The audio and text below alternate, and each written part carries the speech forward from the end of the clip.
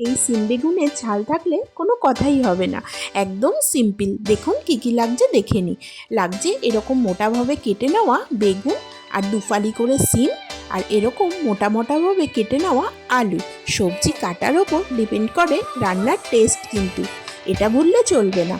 কড়াইতে একটু বেশি করে সর্ষের তেল দিলাম। তেল গরম হয়ে গেলে সমস্ত সবজিগুলো ঢেলে দিলাম। ঢেলে দিয়ে এর মধ্যে পরিমাণ মতো লবণ দিয়ে দেব। তারপরে দিয়ে দেবো সামান্য একটু হলুদ গুঁড়ো। হলুদ কিন্তু খুব বেশি দেওয়ার দরকার নেই, অল্প দিলেই হবে। তারপরে দিয়ে দেবো ঝাল ঝাল লঙ্কার গুঁড়ো। এই রান্নাতে একটু নুন ঝাল চড়াই হয়, তবে খেতে বেশি স্বাদ হয়। ভালো করে সবজি মিশিয়ে নিয়ে ঢাকা দিয়ে দিতে হবে। এই রান্নায় একদমই জলের ব্যবহার করা যাবে না। সবজি থেকে জল বেরাবে, সেই জলেই সবজি সিদ্ধ হয়ে যাবে।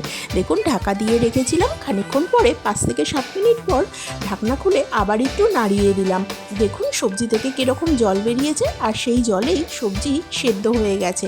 এইবার নামাবার আগে 2 চামচ সর্ষের তেল দিয়ে ভালোভাবে ভাজা ভাজা করে নিতে হবে। এই রান্নার এটাই টুইস্ট।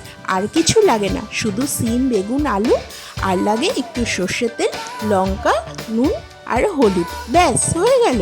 দারুণ টেস্টি হবে, কিন্তু একদম সিম্পল। আবার ঢাকা দিয়ে গ্যাসটা অফ করে 5 থেকে 7 মিনিট অপেক্ষা করুন। তারপরে একদম গরম গরম ভাতের সঙ্গে সার্ভ করে দিন।